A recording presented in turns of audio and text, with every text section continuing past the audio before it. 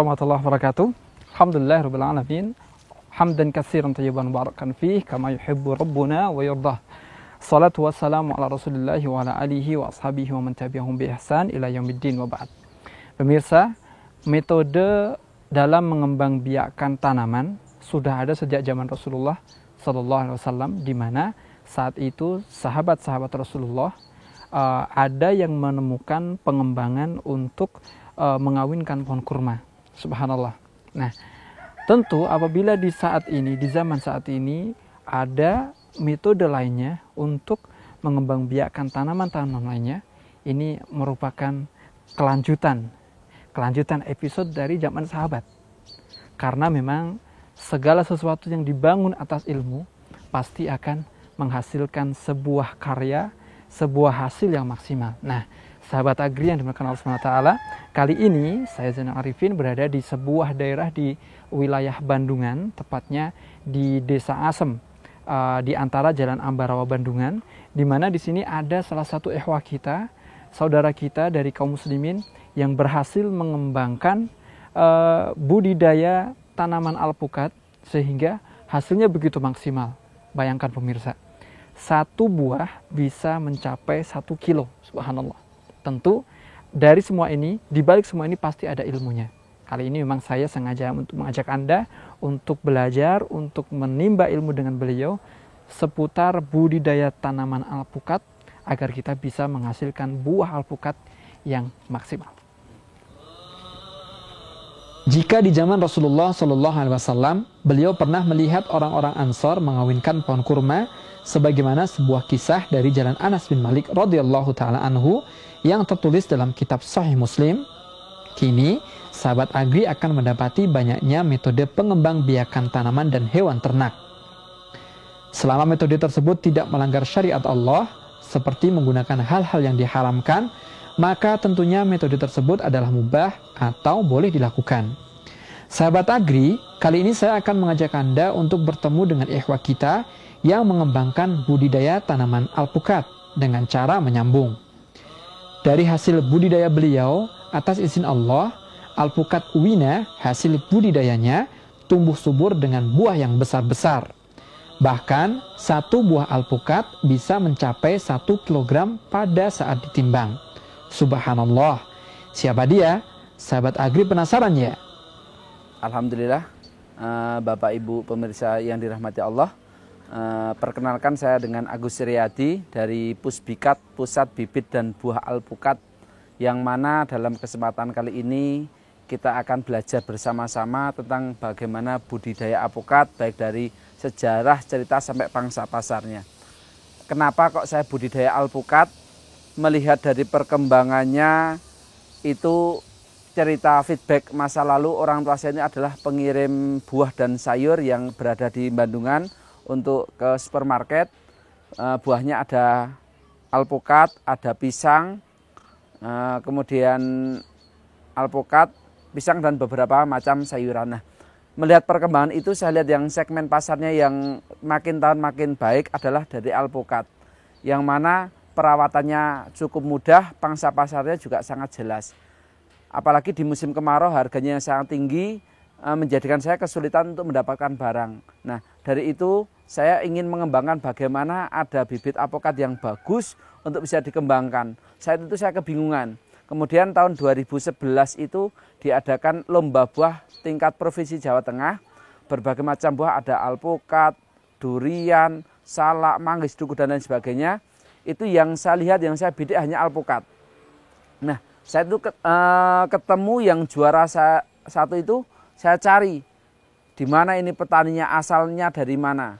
Nah, dan alhamdulillah ternyata yang juara satu itu tidak jauh, sama-sama dari Bandungan. Saya cari yang punya, kemudian saya rangkul untuk membuat kelompok tani. Karena saya lihat segmen pangsa pasarnya itu sangat luar biasa. Nawaitu saya saat itu, mohon maaf, di Bandungan itu banyak sekali tempat wisata, kemudian juga tempat yang kurang baik itu banyak, yang mana generasi mudanya banyak bekerja atau mencari nafkah dari tempat-tempat yang tidak baik. Nah, dari itu saya ingin merangkul generasi muda ini, ayo kita bercocok tanam, bertani, mencari rezeki yang halal, yang barokah yang itu bisa menjadikan fasilitas kita untuk beribadah. Maka saya rangkul petani di Desa Ngasem itu untuk membuat kelompok tani dan diberi nama Berkah Jaya. Harapannya dengan adanya keberkahan yang dari rezeki yang kita dapatkan, kita akan menuai kejayaan. Nah, akhirnya kita kembangkan Alpukat Wina itu tahun 2011 mulai diperbanyak atau dikembangkan. Yang mana sebelumnya sudah dikembangkan mulai tahun 2000-an kurang lebih. Nah, yang tahun 2000 itu yang setekan pertama pada umur 12 tahun sudah bisa produksi kurang lebih 7 kintal. Yang kemarin laku per kilo dari petani itu sudah 19 sampai 20 ribu. Saat ini bulan ketiga, ini saya ambil dari petani sudah 11 ribu. Nanti biasanya pada bulan 6, 7, 8 itu kisaran harga alpukat yang grade A itu dari petani sudah rata-rata di atas 20 ribu. Kalau memang musim penghujan biasanya agak turun, itu harganya paling sekitar 5-6 ribu. Nah, kenapa kok saya budidaya alpukat Wina ini dan kenapa kok diberi nama Wina? Kita biasa menamakan alpukat itu dari mana asalnya. Oh, asalnya dari dusun A maka diberi nama alpukat A. Dari dusun B maka diberi nama alpukat B. Nah, kebetulan yang banyak berpengalaman menemukan alpukat itu kan para penebas di pohon. Nah, kemudian kita tanya, ini alpukat dari mana? Oh, ini dari samping Hotel Wina. Maka alpukat ini diberi nama alpukat Wina. Nah, ada juga alpukat yang juara 1 tahun 2012 itu dari Muria, maka diberi nama alpukat Muria. Nah, seperti itu. Jadi kita untuk mempermudah mengenal dan juga mengenang nama daerah itu sendiri. Kemudian kenapa kok kita budidaya alpukat Wina? Ada beberapa keunggulan. Yang pertama, kalau buah alpukat ini lebih menguntungkan menurut pandangan saya daripada tanaman kayu. Tanpa mengesampingkan kebutuhan kita akan kayu. Kalau mohon maaf kita nanam kayu sekali tanam, potong hilang. Tapi kalau tanaman buah setiap tahun bisa kita panen. Bahkan anak cucu kita nanti juga bisa merasakan. Inilah alpukat. Nah, kemudian di sisi lain alpukat ini produksinya yang sangat luar biasa. Mau berbuah lebat dan buahnya besar. Biasanya kan mau berbuah besar tapi buahnya sedikit, hanya beberapa biji. Atau kalau berbuah lebat buahnya kecil-kecil. Nah, ini alhamdulillah mau berbuah lebat dan kondisinya mau besar. Contoh ini pohon belum ada umur 4 tahun ini sudah berbuah 3 kali. Ini saat ini panen ketiga ini kurang lebih kapasitas 60 kilo. Kalau saat ini harga 11.000, maka sudah di atas 600.000 panennya dalam 1 kali panen. Ini kondisi sudah berbuah tua, ada juga yang lagi pentil sebesar ujung jempol, ada yang juga lagi berbunga. Nah, seperti ini di atas sudah mulai berbunga lagi sehingga berkesinambungan buahnya. Nah, ini keuntungan kenapa kita budidaya alpukat. Kemudian petani itu bisa menanam, bisa merawat, tetapi kuncinya sebenarnya bukan di situ, tetapi pangsa pasarnya. Kalau kita menanam sesuatu yang aneh, yang nyeleneh, itu yang pasarnya tidak jelas, endingnya petani akan dirugikan. Petani akan sengsara. Nah, tapi kalau kita budidaya sesuatu yang wajar, mudah dikonsumsi masyarakat, segmen pasarnya tidak terbatas, insya Allah itu akan mudah untuk semuanya. Kita nanam alpukat, kita jual di pasar tradisional bisa. Maaf, orang Bandung mungkin bawa ke pasar Bandungan, orang Salatiga, orang Semarang, bisa pasar tradisional. Untuk yang lebih maju mungkin pasar modern seperti supermarket juga menerima. Alhamdulillah tahun 2012 atau 2013 kita uji coba untuk ekspor ke Singapura. Ini sudah diterima di Singapura. Sayangnya kuantitas kita yang belum siap. Kualitas kita dapat tapi kuantitas kita tidak siap. Berawal dari kepedulian beliau kepada ayahnya yang menjadi pedagang buah dan sayur, Agus Riyadi mencari cara agar usaha ayahnya berkembang. Agus pun melihat buah alpukat sebagai buah yang memiliki potensi paling tinggi. Ia pun mencari cara untuk membudidayakan alpukat agar dapat maksimal.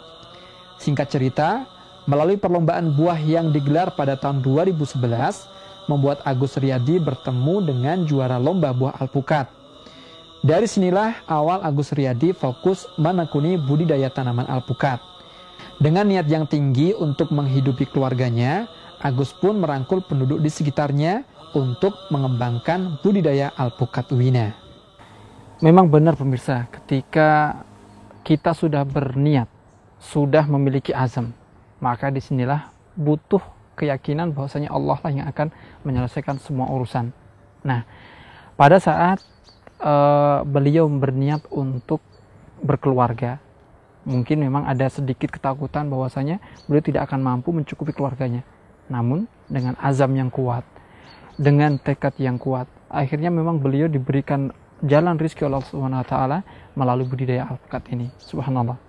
Benar sekali firman Allah, "Wa idza azamta fatawakkal 'ala Allah." Dan apabila engkau telah memiliki azam, maka bertawakallah kepada Allah Subhanahu wa taala. Nah, tentu pemirsa, dari perjalanan Bapak Agus ketika bagaimana caranya menemukan budidaya alpukat ini dengan baik agar bisa mendapatkan hasil yang maksimal.